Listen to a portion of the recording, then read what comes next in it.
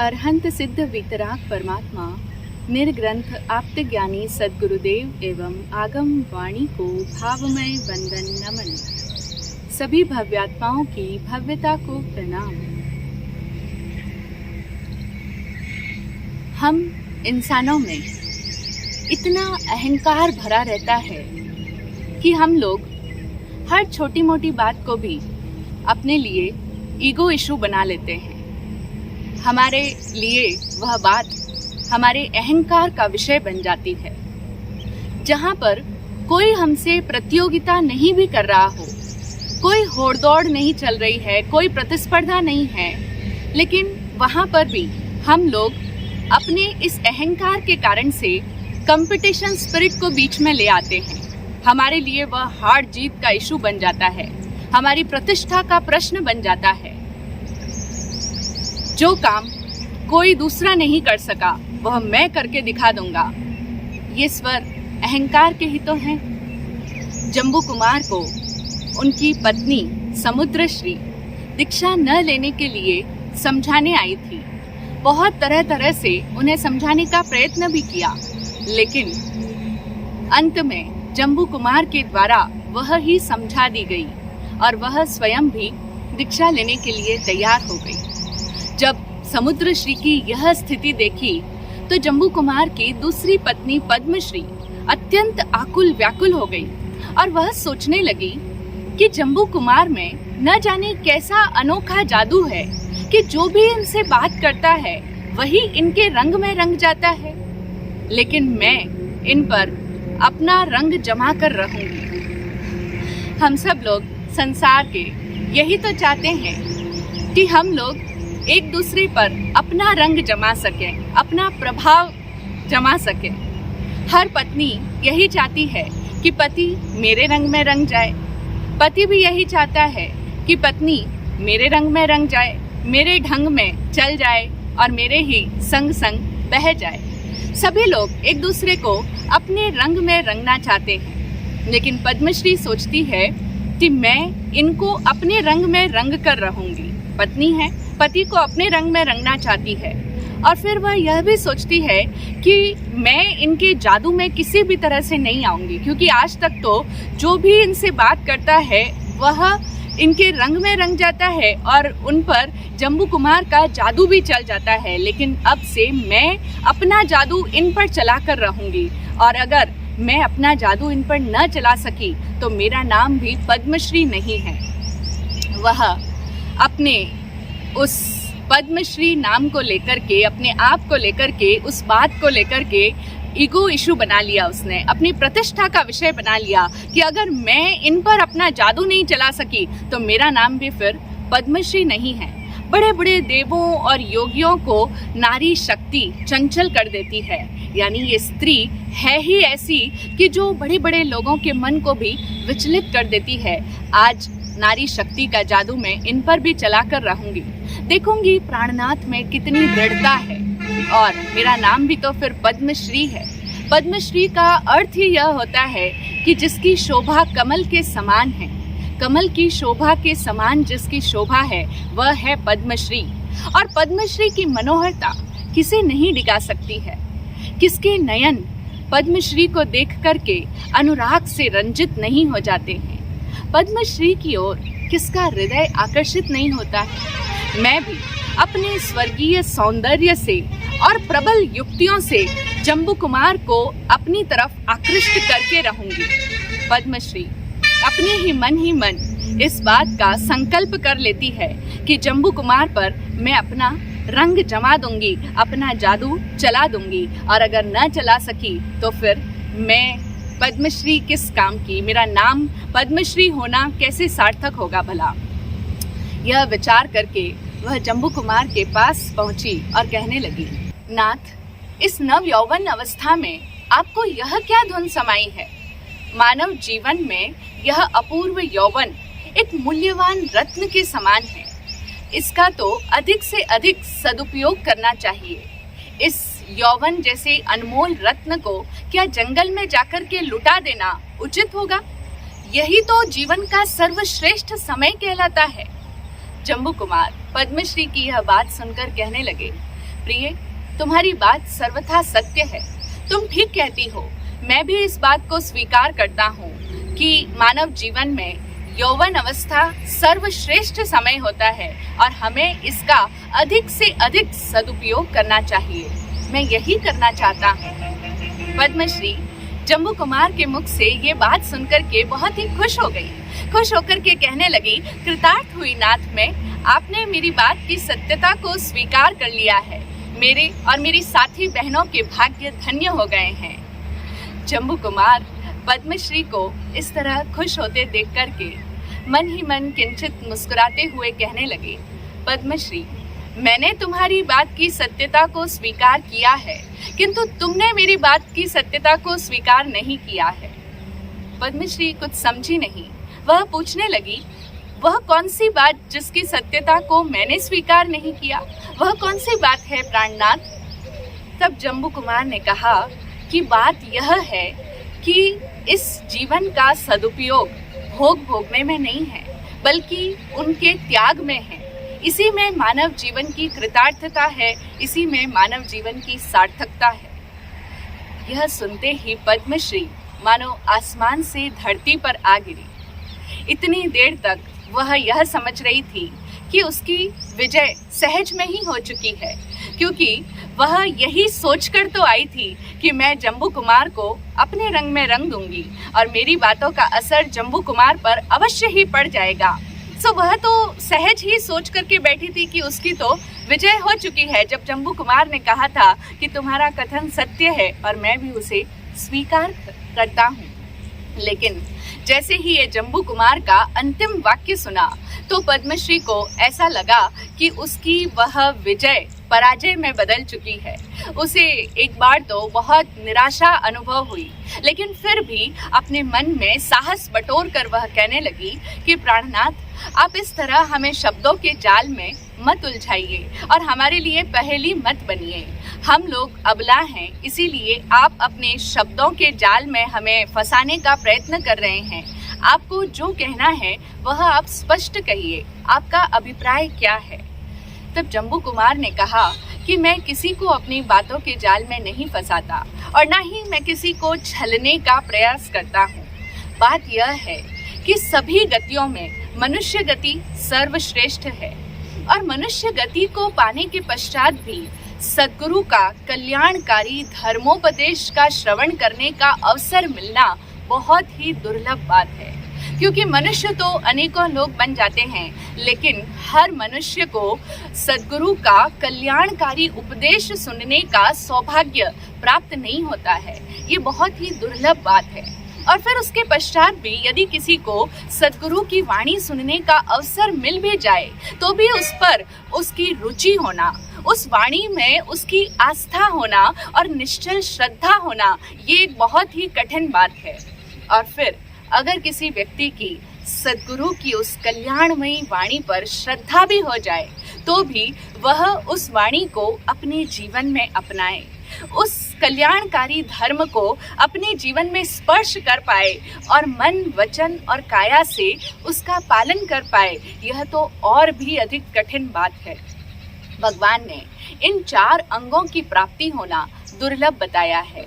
उत्तराध्ययन सूत्र के पहले अध्ययन की पहली ही गाथा में बताया गया है, चत्तारि परमंगाणी दुर्लहानि ह जंतुनो माणु सत्यम सुई श्रद्धा संजमम्मी अवीरियम। इसका अर्थ यही है कि 4 ऐसे अंग हैं जिनकी प्राप्ति होना बहुत ही कठिन है, जिन्हें दुर्लभ अंग बताया गया है। सबसे पहला है मनुष्यता। मनुष्य जन्म प्राप्त हो और फिर उस इंसान में मानवता भी हो, यानी मनुष्य होने के सद्गुण भी हो।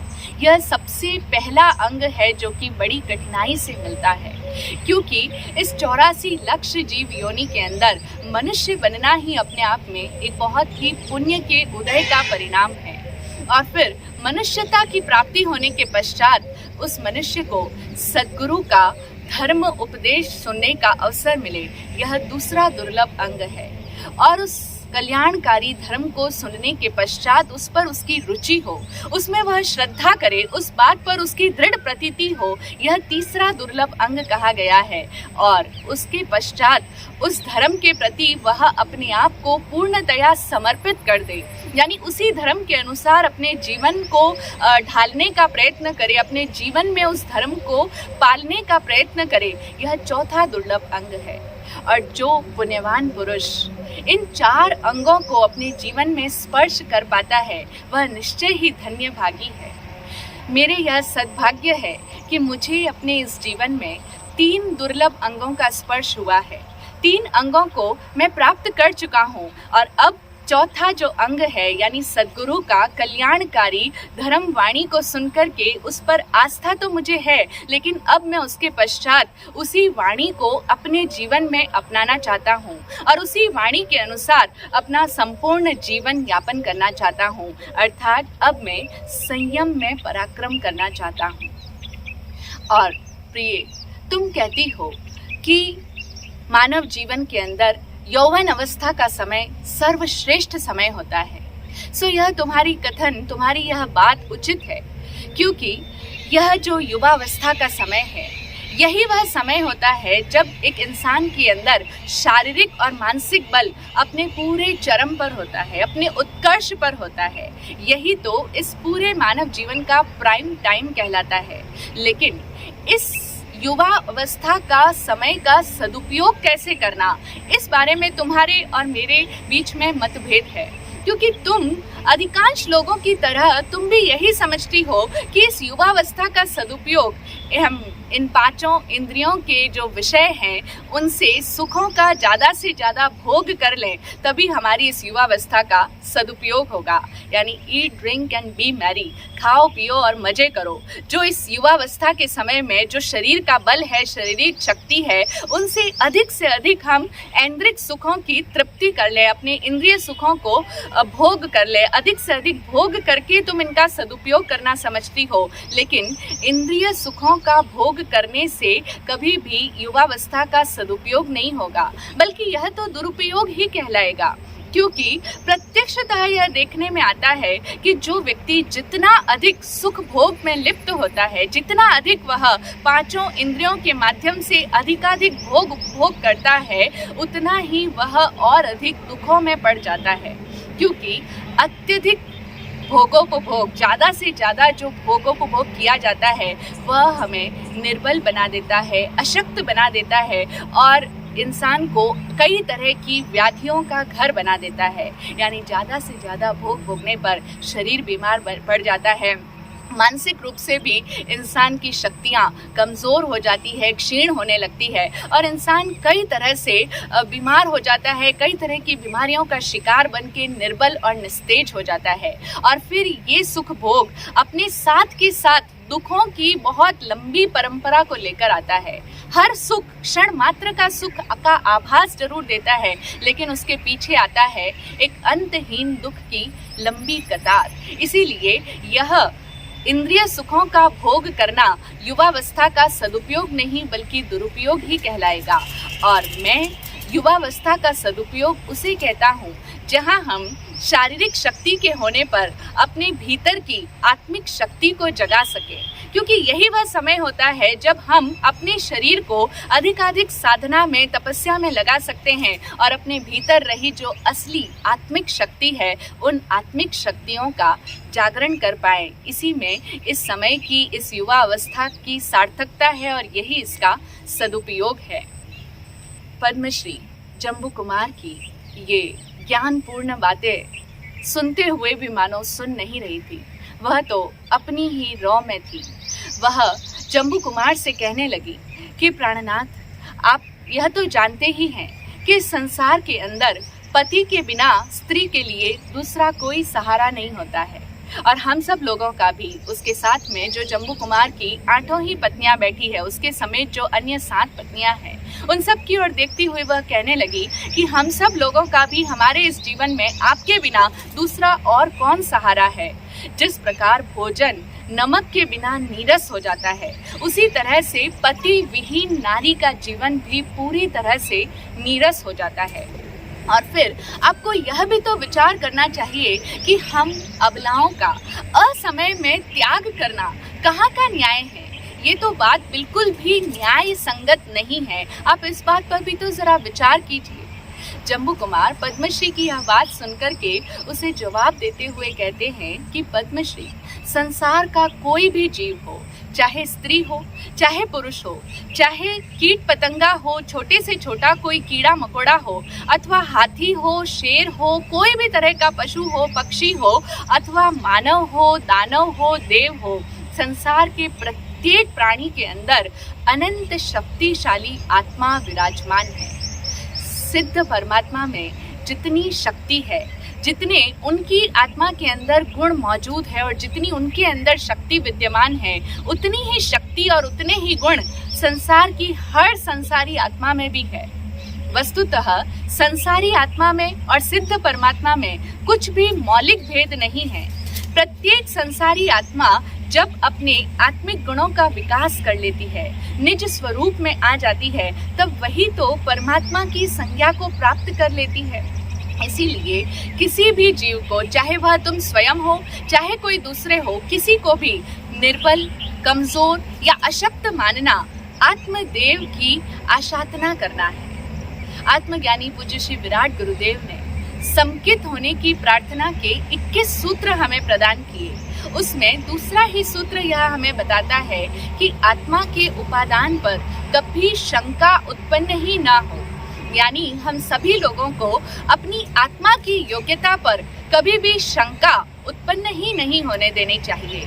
यही बात जम्बू कुमार भी पद्मश्री से समझाते हैं कि सबके भीतर अनंत शक्तिमान आत्मा मौजूद है। इसीलिए तुम्हें किसी को भी कमजोर नहीं मानना चाहिए और किसी के भी उपादान पर, किसी की भी आत्मा की योग्यता पर अगर हम शंका उपस्थित करते हैं तो यह आत्मदेव की आशातना करना होगा। और तुम भी अपने आप को जो अबला कहती हो, वो तुम अबला नहीं हो, क्योंकि तुम अपने आप को अबला समझ रही हो, लेकिन तुम्हारे भीतर भी उतनी ही शक्ति है जितनी सिद्ध परमात्मा है। आत्मा में और परमात्मा में स्वरूप की दृष्टि से कोई अंतर नहीं है। इसीलिए तुम अपने आप को अबला मत समझो, तुम्हारे भीतर भी अनंत शक्ति मौजूद है। हाँ, तुम अभी तक उसे पहचानती नहीं हो, क्योंकि तुम्हारा इस ओर कभी लक्ष्य ही नहीं गया, यानी तुमने कभी इस ओर ध्यान ही नहीं दिया। अब ध्यान दो और अपने ही भीतर छुपे उस आंतरिक खजाने को देखो। जिस दिन तुम्हें अपने भीतर के उस खजाने से साक्षात्कार होगा, तुम अपनी उन आत्मिक शक्तियों का जागरण कर पाओगी। उसी दिन तुम्हें यह समझ में आएगा, तुम्हें यह अनुभव होगा कि तुम अबला नहीं हो, बल्कि तुम प्रबला हो, तुम सबला हो और अक्षय भंडार की स्वामिनी हो। शक्ति का अक्षय भंडार तुम्हारे ही भीतर भरा हुआ है, अकूत खजाना है। आत्मा की शक्ति का कोई पार नहीं है। असीम शक्तियाँ हम सब की आत्मा में मौजूद है। और फिर तुम कहती हो कि पति विहीन नारी का जीवन भोजन में नमक के समान नीरस होता है, तो तुम्हारा यह कहना भी भ्रमपूर्ण है। व्यवहारिक दृष्टि से भले ही इसे सत्य कहा जा सकता है, किंतु यह कथन संपूर्ण सत्य नहीं है, क्योंकि जो सुख दूसरे पर आश्रित है, जो रस, तुम कहती हो कि पति विहीन नारी का जीवन नीरस है, तो समझो कि जो रस यानी जो सुख हमेशा ही दूसरों पर आश्रित रहता है, वह सुख तो पराधीन सुख है। और कहते हैं पराधीन सपने हूँ सुख नाही, यानी एक पराधीन व्यक्ति को तो सपने में भी सुख नहीं हो सकता है। तो जो सुख दूसरों पर आश्रित है, पराधीन है, उसके लिए तो हमेशा ही किसी न किसी पर की अपेक्षा रहेगी। यानी वह सुख तभी तक मौजूद रह सकता है जब तक वहाँ पर है तभी तो उससे तुम्हें रस प्राप्त हो रहा है, उससे तुम्हें सुख प्राप्त हो रहा है। लेकिन समझो कि वह पर सदा विद्यमान नहीं रह सकता है। और फिर जैसा तुम चाहती हो वैसा तो वह पर यानी दूसरा जो इतर है, तुमसे जो भिन्न, जिसमें तुम्हें सुख प्रतीत होता है, वह सदा तुम्हारे अनुरूप, तुम्हारी अपेक्षाओं के अनुरूप तो सदा बना नहीं रह सकता। इसीलिए सुख भी सदा नहीं रह सकता। फिर ऐसे क्षणिक और विनाशशील सुख को पाने का प्रयत्न करना व्यर्थ ही तो है। इसकी बजाय ऐसे सुख को पाने की ओर लक्ष्य करो जो सुख किसी अन्य पर आश्रित नहीं हो, जिस सुख के लिए तुम्हें पराधीन ना होना पड़े, पराश्रित ना होना पड़े, जो सुख किसी दूसरे से नहीं आता हो, बल्कि जो सुख हमारी अपनी आत्मा में ही निवास करता है, और जो सुख का भंडार अक्षय है, जिस सुख में कोई दूसरी बाधा ही नहीं आती है, जो सुख शाश्वत है और जिसके पश्चात, जिस सुख को भोगने के पश्चात पुनः दुख नहीं आता हो, ऐसा स्वाधीन सुख ही वास्तविक सुख है। जम्बू कुमार पद्मश्री को अपने पूरे भावों के साथ में समझाने का प्रयास कर रहे हैं, और वे आगे और भी कहते हैं कि तुम्हें लगता है कि मैं तुम्हारा त्याग कर रहा हूँ, क्योंकि पद्मश्री ने कहा था कि हम अबलाओं का त्याग करना कहाँ का न्याय है, और ये कोई उचित बात नहीं है, ये तो अनुचित बात है। तो जम्बू कुमार उसे समझाते हुए कहते हैं कि तुम्हें लगता है कि मैं तुम्हारा त्याग कर रहा हूँ, लेकिन वास्तविकता तो यह है कि हम सभी आत्मा हैं। तुम भी आत्मा हो और मैं भी आत्मा हूँ, और आत्मा निश्चय में न तो किसी को ग्रहण करती है और ना ही आत्मा को कोई ग्रहण कर सकता है।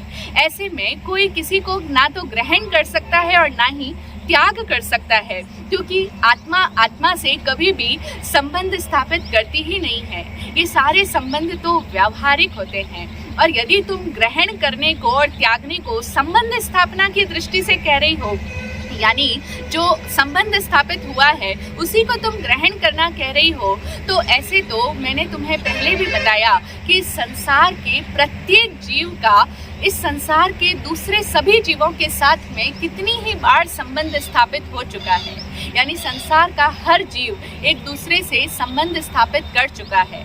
ऐसी अवस्था में फिर हम किसी एक से तो संबंध जोड़ें और शेष बाकी सब से संबंध त्याग दें, यह भी तो उचित नहीं है, यह भी तो न्याय संगत नहीं होगा। इसीलिए मैंने यह निश्चय कर लिया है कि मैं इस संसार के समस्त जीवों से, यानी इस संसार में जो भी षट जीवनी काय के जीव है, 6 काय, पृथ्वी काय, अप काय, तेऊ काय, वायु काय, वनस्पति काय और त्रस काय, उन सभी 6 काय के जीवों से आत्मिक संबंध को स्थापित करूंगा।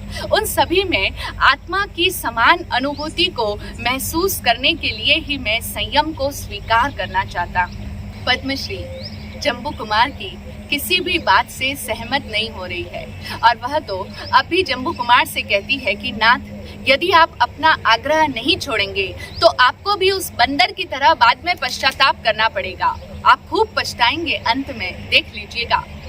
तब जम्बू कुमार ने कहा, कौन से बंदर की तरह? इस पर पद्मश्री उन्हें कहने लगी कि सुनिए, किसी जगह पर एक बहुत ही सघन वन था, और उस वन के अंदर तरह तरह के फलों और फूलों के बहुत सारे पेड़ थे। उस वन के अंदर अनेक तरह के पशु पक्षी निवास करते थे, और वहाँ पर जगह जगह पर पानी के कुंड भी बने हुए थे। एक दिन उस वन के अंदर आकाशवाणी हुई कि इस समय में जो भी इस जल कुंड के अंदर गिरेगा, यदि वह तिर्यंच है, इस जल कुंड के अंदर गिरेगा तो उसी समय वह मनुष्य बन जाएगा, और यदि मनुष्य गिरेगा तो वह देव बन जाएगा। उस आकाशवाणी को वहाँ पर रहे हुए एक वानर और वानरी, यानी बंदर और बंदरी के जोड़े ने सुना। जब उन्होंने यह आकाशवाणी सुनी तो उन्होंने सोचा कि यह तो बड़ा ही सदअवसर हमें प्राप्त हुआ है, इतना अच्छा अवसर हमें हाथ से जाने नहीं देना है, क्योंकि ऐसे अवसर बार बार नहीं आते हैं। हम लोग इसी समय इस जल कुंड के अंदर गिर जाते हैं और मनुष्य बन जाएंगे। मनुष्य बन जाएंगे तो हमारा भी जीवन सार्थक हो जाएगा। यह विचार करके वह बंदर और बंदरी का जोड़ा उसी समय उस जल कुंड के अंदर कूद पड़ा। जैसे ही वे जल कुंड के अंदर कूदे तो वे बाहर निकले मनुष्य और मनुष्यनी के रूप में। वह बंदर 22-25 वर्ष का नवयुवक हो गया और वह युवती 18-20 वर्ष की हो गई। वह बंदरी 18-20 वर्ष की युवती के रूप में परिणत हो चुकी थी। अब जैसे ही उन्होंने अपना मनुष्य तन देखा, वे लोग बहुत खुश हुए, बहुत ही प्रसन्न हो गए, और अपने सद्भाग्य की सराहना करता हुआ वह युवक उस स्त्री से कहने लगा कि प्रिय, अब भी समय है, अभी भी समय निकला नहीं है। देखो, हमने इस जल कुंड के अंदर डुबकी लगाई तो हम पशु से मनुष्य बन गए, और यदि अब हम पुनः डुबकी लगा देंगे तो मनुष्य से देव बन जाएंगे। चलो जल्दी करो, जल्दी से हम देव देवी बन जाते हैं, क्योंकि इस समय में तो हमारे पास में ना तो पहनने के लिए कपड़े हैं, ना ही आभूषण हैं, और ना ही हमारे पास में कोई विशिष्ट शक्तियाँ हैं। जल्दी करो, हम पुनः इस कुंड में कूद जाएंगे और देव देवी बन जाएंगे। देव देवी बनने के बाद में हमारे पास में ये सब चीज़ें, वस्त्र, आभूषण, विशिष्ट शक्तियाँ, सब कुछ अनायास ही हमें प्राप्त हो जाएगी। लेकिन उस युवक की यह बात युवती को अच्छी नहीं लगी। उसे उसका यह लोभ समझ में नहीं आया। इसीलिए उसने कहा कि अधिक लोभ करना उचित नहीं है, क्योंकि कई बार ज़्यादा लोभ हमें लाभ के बदले हानि करा देता है। इसीलिए मेरा तो यह मानना है कि जिस स्थिति को हमने अब प्राप्त कर लिया है उसी में संतोष कर लेना चाहिए। कृपा करके आप इसी अवस्था में रहिए और पुनः इस कुंड में मत कूदिएगा। और जहाँ तक वस्त्र और आभूषण की बात है, वो तो धीरे धीरे मिल ही जाएंगे। उनके लिए अभी से इतनी चिंता करने की आवश्यकता नहीं है। लेकिन युवक को युवती की यह बात अच्छी नहीं लगी। उसके मन में तो जल्दी से देव बन जाने का लोभ था। इसीलिए वह उसे कहने लगा कि तुम अपने हित और अहित का विचार नहीं कर सकती हो।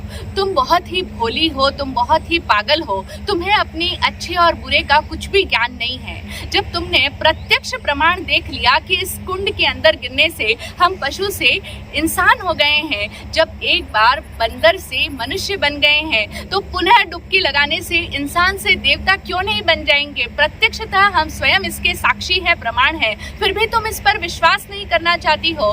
तुम्हें तो कुछ भी भान नहीं है। और स्त्रियां तो होती ही बहुत ही आलसी और बहुत ही ढीली है।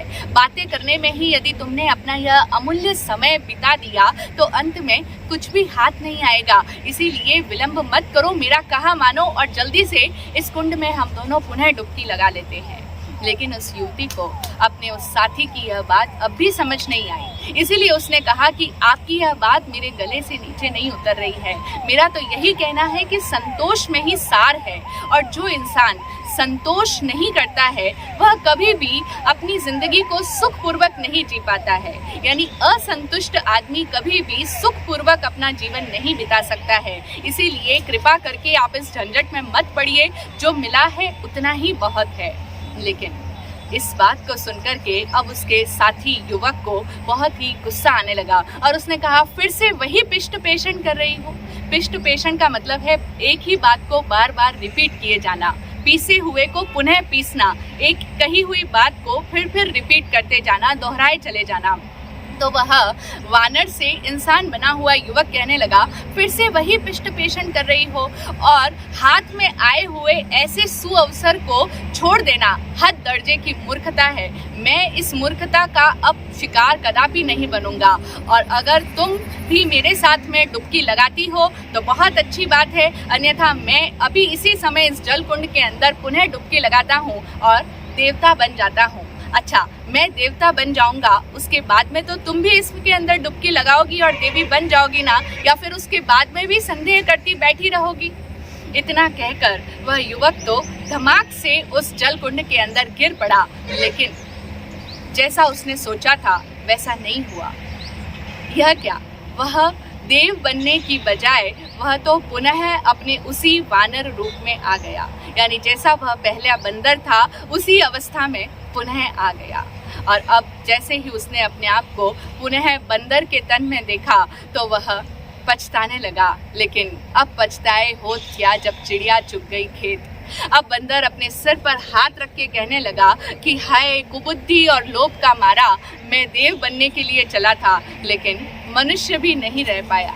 कितना ही अच्छा होता अगर मैंने तुम्हारी बात मान ली होती। लेकिन कहते हैं ना, लिखितमपि ललाटे प्रोज्झितुम क समर्थ, अर्थात जो कुछ हमारे भाग्य में लिख चुका है उसको मिटाने में भला कौन समर्थ है। यानी अपने अपने भाग्य का ही सबको मिलता है। और अब मैं अच्छी तरह से जान गया हूँ कि असंतोष बहुत ही दुख का कारण बनता है। असंतोष हमारे सुखों को लील जाता है। परंतु प्यारी, अब क्या तुम भी मुझे छोड़ दोगी? हमारा और तुम्हारा तो बहुत लंबे समय से साथ चला आ रहा है। तुम तो मेरी चिरकाल की साथी रही हो। अब अगर हमारा और तुम्हारा वियोग हो जाएगा, हम दोनों जुदा हो जाएंगे, तो यह तो ठीक नहीं रहेगा। इसीलिए तुम भी इस जल कुंड के अंदर डुबकी लगा लो और पुनः वानरी बन जाओ, ताकि हमारा और तुम्हारा जोड़ा फिर से बन जाएगा। क्या तुम मुझे नहीं चाहती हो? अब वह वानर चाहे कितना भी प्रलोभन दे, कितनी भी प्रेम भरी मीठी मीठी बातें करके उसे अपने जाल में फंसाना चाहे, लेकिन क्या कोई भी समझदार व्यक्ति उसकी प्रेम भरी बातों के जाल में फंसेगा? नहीं फंसेगा। लेकिन फिर भी हम इंसानों की भी ऐसी नासमझी हो जाती है कि कई बार युवतियां युवकों के द्वारा दिए गए प्रलोभनों के जाल में फंस जाती है। जब कोई उनके सामने प्यार की मीठी मीठी बातें करता है, उन्हें सब्ज बाग दिखाता है, उन्हें कहता है कि हमारा और तुम्हारा तो बहुत लंबे समय का साथ चला आ रहा है, बड़ी पुरानी फ्रेंडशिप चली आ रही है, अपनी दोस्ती की, अपने प्यार की दुहाइयाँ देता है, तो युवतियाँ जानती समझती हुई भी उनके जाल में फंस जाती है और उस कुंड के अंदर कूदने के लिए तैयार हो जाती है। लेकिन वह वानरी जो अब स्त्री हो चुकी है, वह इतनी नादान नहीं थी, वह नासमझ नहीं थी। उस स्त्री ने मनुष्य शरीर पाकर के अब पुनः पशु बनने से इनकार कर दिया, साफ मना कर दिया और उसने कहा कि तुम क्या मुझे नासमझ समझते हो? क्या तुम्हें मैं बुद्धिहीन लगती हूँ जो अब मैं पुनः जानबूझ करके वापस से बंदरी बन जाऊंगी? मैंने तुम्हें बहुत समझाने का प्रयास किया था, तुम्हें मना किया था कि पुनः इस कुंड में डुबकी मत लगाओ, लेकिन तुमने मेरी बात पर ध्यान नहीं दिया। अब मैं भी तुम्हारी बात को नहीं सुनूंगी, अब तुम अपनी करनी का फल भोगो। इतना कह कर के वह अपना तन ढकने के लिए, अपनी लाज का निवारण करने के लिए पेड़ों के झुरमुट में जाकर के बैठ गई। कुछ ही समय हुआ कि वहां से एक राजा आ निकला। राजा की दृष्टि जैसे ही उस सुंदर नवयुवती पर पड़ी तो वह पास में आकर के उससे पूछने लगा कि आप कौन हैं और इस वन के अंदर ऐसी अवस्था में क्यों बैठी है? इतना सुनकर के उस युवती ने राजा से कहा कि मैं एक अबला हूँ और बाकी आपके सवालों का जवाब मैं बाद में दूंगी, पहले आप मुझे मेरा तन ढकने के लिए कोई वस्त्र दीजिए। राजा ने अपना दुशाला उतार करके उसकी तरफ फेंक दिया। दुशाला ओढ़ करके वह राजा के सामने आई और फिर उसने अपनी पूरी कहानी राजा को सुना दी। पूरा वृत्तांत सुनकर के राजा अचंभित रह गया। राजा को सहसा विश्वास नहीं हुआ, लेकिन युवती की आंखों में भोलापन था, निश्चलता थी, सच्चाई थी। तब राजा ने उससे कहा कि अद्भुत है, तुम अभी अभी इसी समय मनुष्य बनकर के इस धरा पर अवतीर्ण हुई हो। तुम्हें अभी मनुष्य के सारे रीति रिवाजों का कुछ भी ज्ञान नहीं है, तुम्हें इस संसार का कुछ भी अनुभव नहीं है। इसीलिए यदि तुम्हें कोई आपत्ति ना हो तो तुम मेरे साथ में मेरे राजमहल में चल सकती हो, तुम्हें वहाँ किसी प्रकार का कोई भी कष्ट नहीं होगा। उस युवती को राजा की यह बात सुनकर के आश्वासन मिला और वह राजा के साथ में चल पड़ी। वह बंदर अपनी उस साथी को जाता हुआ राजा के साथ में जाते हुए देख करके सिर पीट करके बैठ गया।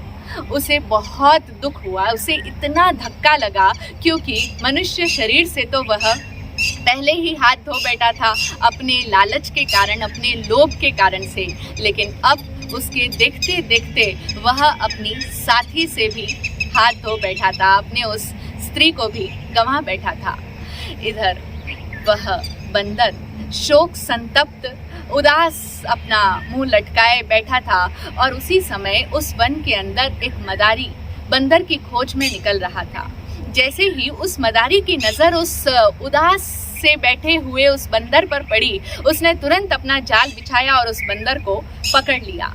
यही तो होता है जब हम लोग उदास होते हैं, जब हम लोग शोक संतप्त गमगीन बैठे होते हैं, यानी बहुत ही दुख मग्न होते हैं, दुखों की सोच में, चिंताओं में आकुल व्याकुल परेशान बैठे होते हैं। ऐसे समय में बुरी शक्तियां हमें जकड़ लेती है। ऐसे ही समय में नेगेटिविटी हम पर हावी हो जाती है। इसीलिए कहा जाता है कि इंसान को कभी भी गमगीन होकर के अपने आप को कमज़ोर और अशक्त नहीं बनाना चाहिए, क्योंकि जब जब हम लोग भावावेग में आकर के ये जो इमोशंस है, हम इमोशनल हो जाते हैं, दुखी हो जाते हैं और दुख में हम कमज़ोर होकर के पड़ जाते हैं, ऐसे समय में दूसरी शक्तियाँ हमें आसानी से कैप्चर कर लेती है। इसीलिए इंसान को कभी भी किसी भी पल कमज़ोर नहीं पड़ना चाहिए, चाहे वह भावनात्मक तौर पर ही क्यों ना हो। बंदर जब भावनात्मक रूप से शोक संतप्त था, उदास अपना मुंह लटकाए बैठा था, तो मदारी को बहुत ही इजीली वह बंदर उसकी पकड़ में आ गया। बंदर उसे आसानी से मिल गया और मदारी तो बंदर की ही खोज में था। वह उसे अपने यहाँ पर ले आया और मार पीट करके उस बंदर को खेल सिखा दिए, उसको तरह तरह के मनोरंजन करने सिखा दिए, उसको नाचना सिखा दिया। अब वह मदारी उससे तरह तरह के नाच नचवाता, तरह तरह के मनोरंजन करवाता और अपनी आजीविका चलाता था।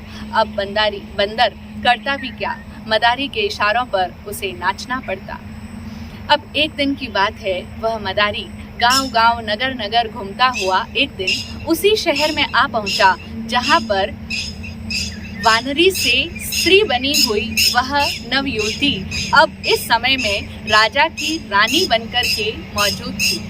उसी शहर के अंदर मदारी उस बंदर को लेकर के आ गया और वह नवयुवती जो अब राजा की रानी बन चुकी है, राजा उसे बहुत अधिक चाहता था, उसे अपने प्राणों से भी अधिक प्यार करता था और इसीलिए राजा ने अपने पूरे नगर में यह आदेश दे रखा था कि नगर के अंदर जब भी कोई नया खेल तमाशा आएगा, कोई भी मनोरंजन का साधन आएगा, तो वह सबसे पहले नई रानी साहिबा के सामने प्रस्तुत किया जाएगा। उसके पश्चात ही उसे दूसरे लोगों को दिखाया जाएगा, दूसरे स्थान पर वह बाद में प्रस्तुत किया जाएगा। सबसे पहले नई रानी साहिबा का मनोरंजन होगा, क्योंकि राजा अपनी इस नई रानी को हर समय खुश रखने का प्रयास करता था।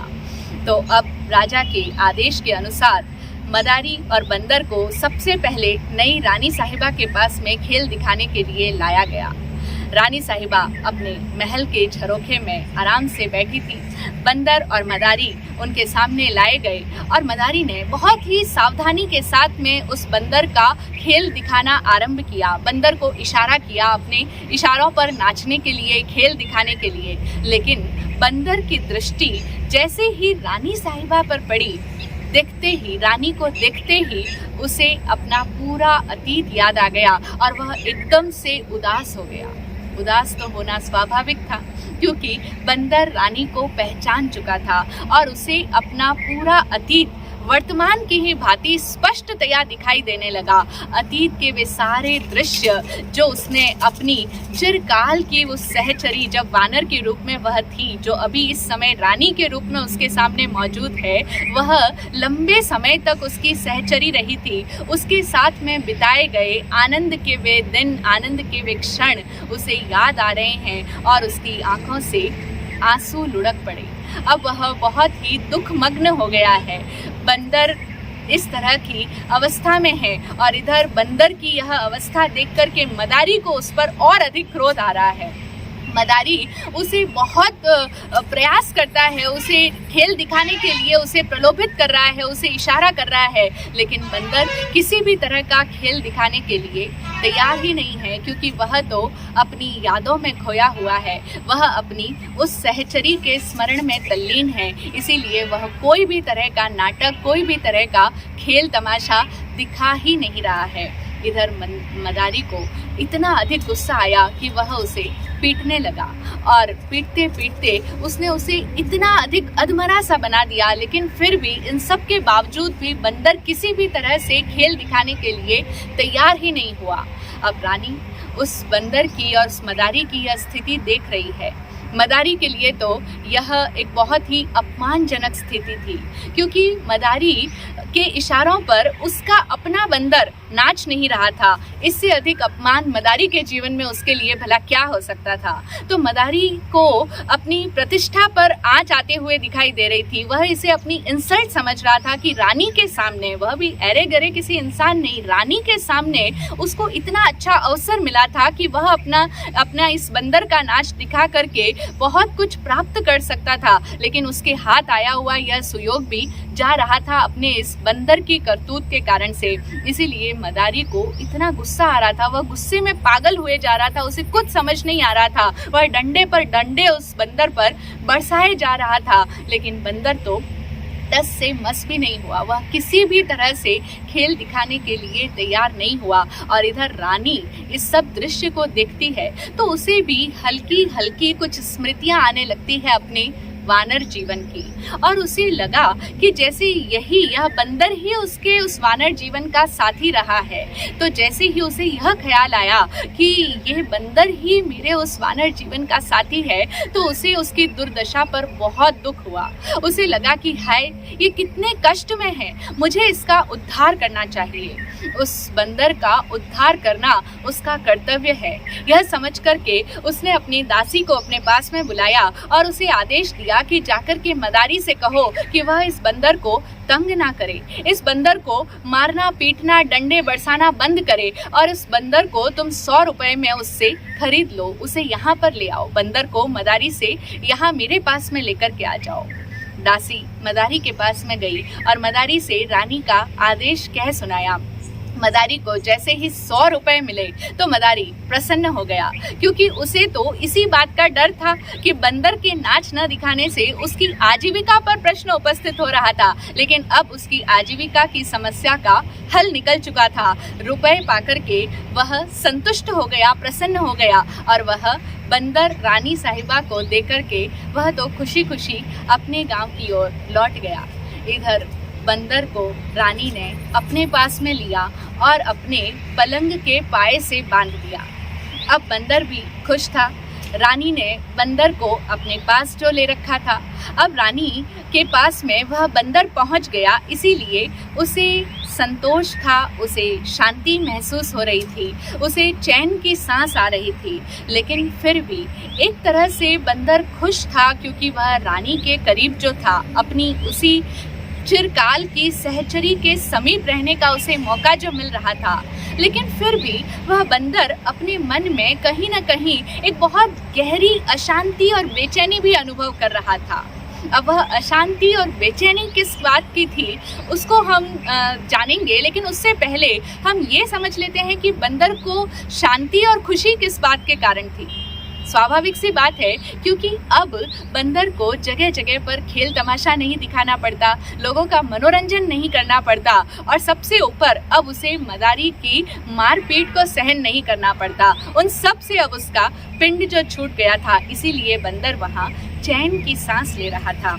लेकिन उसके मन में एक अशांति, एक बेचैनी जो सताए जा रही थी, वह इस कारण से थी क्योंकि जब जब वह रानी के पलंग के पाए से बंधा है, तो जब जब वह रानी और राजा को एक दूसरे के साथ परस्पर प्रेम भरी वार्तालाप करते हुए सुनता, प्रेम भरी बातों को सुनता, तो उसके हृदय में अग्नि सुलग उठती थी। उसके हृदय में मानो शूल जैसी वेदना उत्पन्न होती, उसके हृदय में कांटे चुभने लग जाते और उसे बहुत ही ज़्यादा अशांति और पीड़ा अनुभव होती थी। वह उसके अंदर की जलन थी। लेकिन उस वानरी से इंसान बनी हुई उस रानी से उस वानर की यह स्थिति छिपी नहीं रही। वह बंदर की इस अवस्था को देख रही थी, समझ रही थी। इसीलिए वह रानी कभी कभी उस बंदर को प्यार करती, उसे बातें भी करती और उसे सांत्वना देती और अपने जीवन की बातें कहती, इस इंसान के जीवन की कई तरह की बातें सुनाती, उसे समझाने का प्रयास करती। कभी कभी वह उसे झिड़कती भी, कहती भी कि तुमने अगर मेरी बात मान ली होती तो कितना अच्छा होता, तुमने लोभ के कारण से मेरी बात को नहीं माना। और फिर उसे समझाती कि देखो, इस संसार के अंदर संसार का हर प्राणी असंतुष्ट है। कोई भी प्राणी अपने आप को जो मिला है उससे पूरी तरह से संतुष्ट नहीं है, और जो व्यक्ति जितना अंशों में असंतुष्ट है उतना ही वह दुखी है। यानी जितने जितने अंशों में असंतुष्टि का भाव हमारे अंदर रहता है, उतने उतने अंशों में हम दुखी रहते हैं। और जितने अंशों में एक व्यक्ति संतुष्ट रहता है, उतना ही वह सुखी हो जाता है।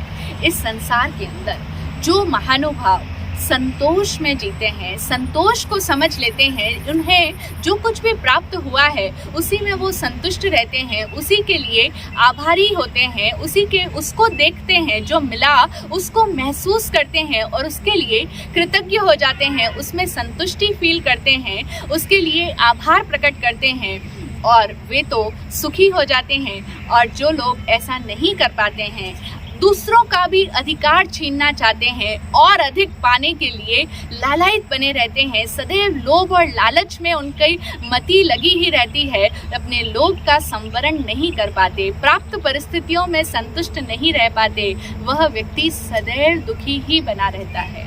अगर तुम्हें भी सुखी होना है तो तुमने उस समय में तो मेरी कही गई बात को नहीं माना, उसी का यह परिणाम है कि तुमने इतने समय तक इतने कष्टों को सहा। लेकिन अब भी यदि तुम मेरी कही हुई बात को मान लोगे, इस बात को समझ जाओगे कि जो जितने अंशों में असंतुष्ट है उतना ही वह दुखी है, अगर तुमने इस बात को समझ लिया और संतोष को अपना लिया तो तुम भी सुखी और शांत हो जाओगे। और सचमुच इस जीवन में सुखी और शांत होने का एक यही राजमार्ग है कि जो प्राप्त है उतना ही पर्याप्त है। इस बात को अपने अंदर धारण कर लो, समझ जाओ। यह उदाहरण पद्मश्री जम्बू कुमार को सुनाने के पश्चात अब कहती है कि स्वामी, जिस तरह उस वन के अंदर वानर और वानरी रहते थे, उसी तरह इस संसार रूपी वन के अंदर हम सब प्राणी निवास करते हैं। और जिस तरह से वानर और वानरी के समक्ष वह आकाशवाणी हुई, उन्हें यह सुयोग मिला और वे मनुष्य बन गए, ठीक उसी तरह से पुण्य योग से हम सब भी मनुष्य बन चुके हैं। हम सब ने भी इंसान का जीवन पाया है, सद्भाग्य से पाया है। निश्चित रूप से यह हमारा सौभाग्य है, पुण्यवाणी का उदय है। लेकिन मनुष्य बन जाने के पश्चात वह बंदर अत्यधिक लोभ के कारण से देव बनना चाहता था। लोभ में आकर के देवता बनने के चक्कर में वह देवता तो बना नहीं, बल्कि इंसान से भी हाथ धो बैठा। उसे उसकी साथी ने, उसकी सहचरी ने, उसकी स्त्री ने बहुत समझाने का प्रयत्न किया, लेकिन उसने उसकी बात पर ध्यान नहीं दिया और अंत में उसे पछतावा करना पड़ा। उसी तरह से आप भी हम सब लोगों के मना करने पर भी नहीं समझ रहे हो और साधु वृत्ति रूपी कुंड के अंदर कूदने के लिए तैयार हो रहे हो। कहीं आपको भी उस बंदर की तरह जीवन भर पश्चाताप ना करना पड़े। जिस तरह बंदर अपने जीवन के अंत तक पछताता रहा होगा, उसी तरीके से आपको भी साधु वृत्ति के लिए आपका यह लालच बहुत दुखदाई होगा, अंत तक पछताने का कारण बन सकता है। लेकिन अभी आपके पास में समय है, अभी भी देर नहीं हुई है, अभी भी आप समझ जाओ और हमारा यह विनम्रतापूर्ण अनुरोध स्वीकार करो कि जो कुछ हमें प्राप्त हुआ है उसी में संतोष धारण कर लो। जितना मिला है उतना ही काफ़ी है। आप साधु वृत्ति के लालच में आकर के और अधिक देवता बनने के लिए प्रयत्न मत करो। जो प्राप्त है उसी में संतोष धारण करो। अब जम्बू कुमार पद्मश्री के मुख से यह उदाहरण स्वयं पर घटित होता हुआ देखकर मन ही मन मुस्कुराने लगे और अब वे इस पद्मश्री के द्वारा दिए गए इस उदाहरण का प्रत्युत्तर किस तरह से देते हैं, सुनते हैं उसका वर्णन अगले भाग में। आज इतना ही। ओम शांति, जय हो।